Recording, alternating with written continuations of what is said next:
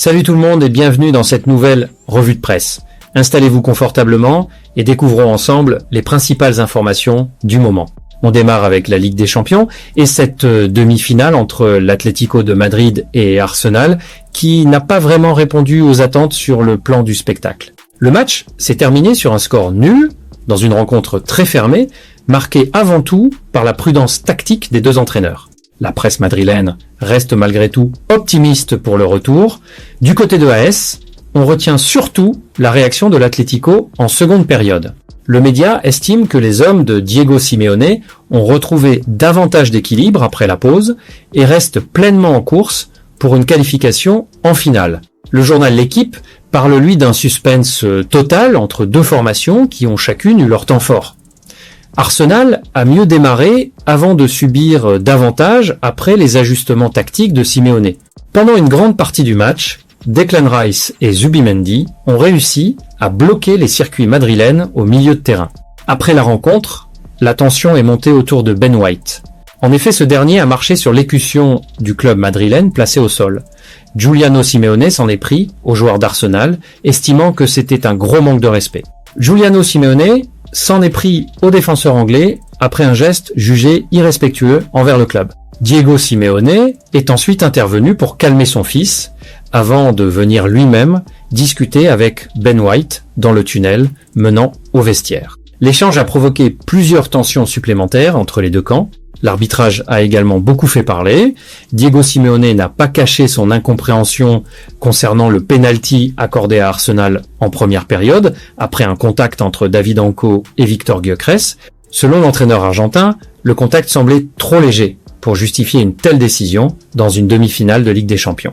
L'Atlético devra désormais aller chercher un résultat à Londres dans un contexte devenu particulièrement compliqué physiquement. On revient maintenant en Espagne avec le Real Madrid qui prépare le retour de Toni Kroos dans l'organigramme du club. Selon plusieurs médias madrilènes, Florentino Pérez pilote personnellement cette opération.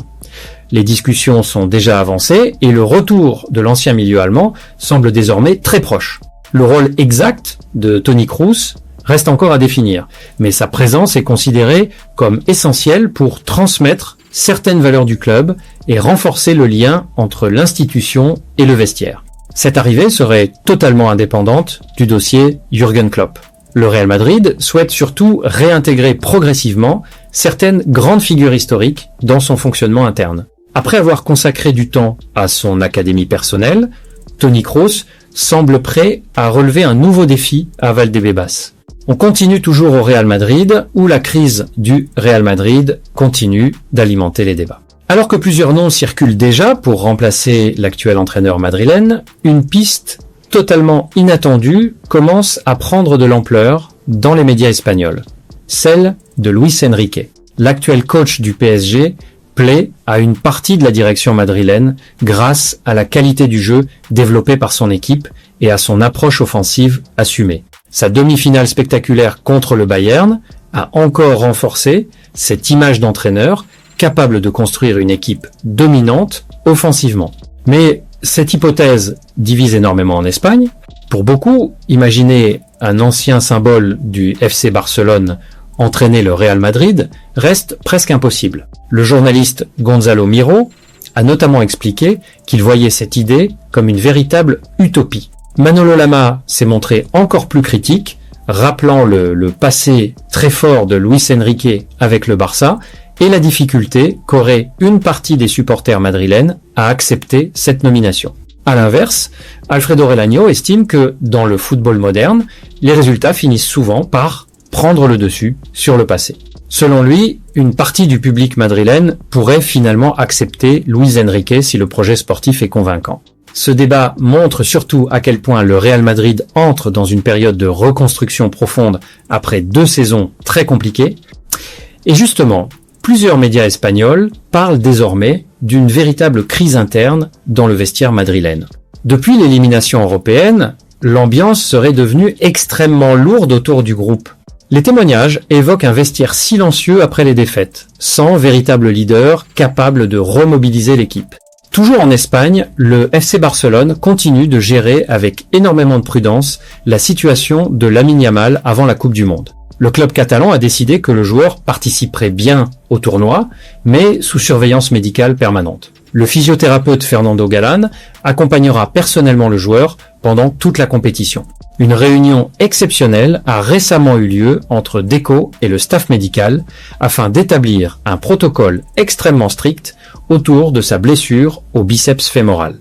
On continue avec la Ligue des Champions et ce match totalement fou entre le PSG et le Bayern Munich qui continue de faire parler partout en Europe. Paris s'est imposé 5-4 au terme d'une rencontre spectaculaire qualifiée par plusieurs médias de véritables chefs-d'œuvre offensifs.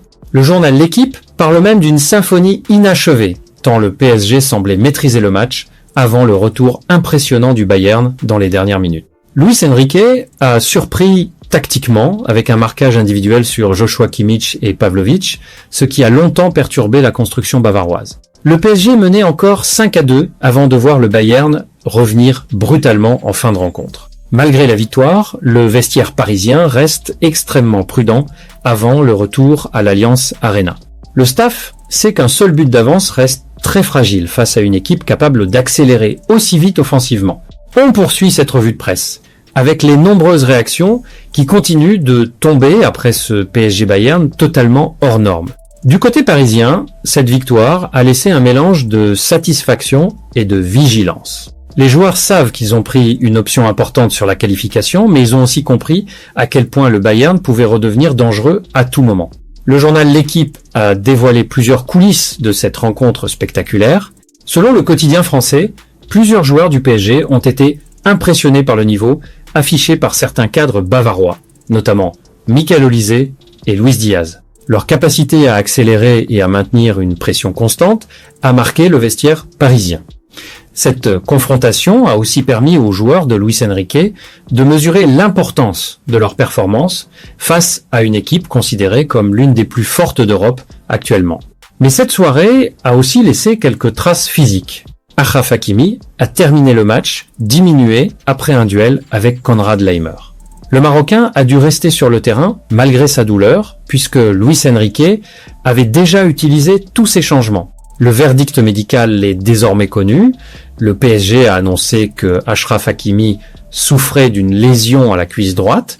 Le latéral marocain va rester en soins pendant plusieurs semaines et manquera donc le match retour en Allemagne. Une absence importante pour Paris, surtout dans un match où les transitions et la vitesse seront encore essentielles. Le staff parisien espère désormais éviter toute nouvelle blessure avant ce déplacement décisif. La presse européenne continue d'ailleurs de comparer cette rencontre au plus grand match de l'histoire de la Ligue des Champions. Le Daily Mail parle d'un thriller à 9 buts, tandis que plusieurs journaux espagnols et allemands évoquent déjà l'un des matchs les plus spectaculaires jamais vus en Coupe d'Europe. Le journaliste Kieran Gill du Daily Mail a même décrit cette rencontre comme une anarchie magnifique, portée par deux équipes qui ont totalement assumé leur philosophie offensive. Le ton est donc déjà donné pour le match retour, qui s'annonce comme une nouvelle confrontation extrêmement ouverte. Voilà, c'est tout pour aujourd'hui. Merci de votre fidélité. Prenez soin de vous et on se retrouve très bientôt pour une nouvelle vidéo.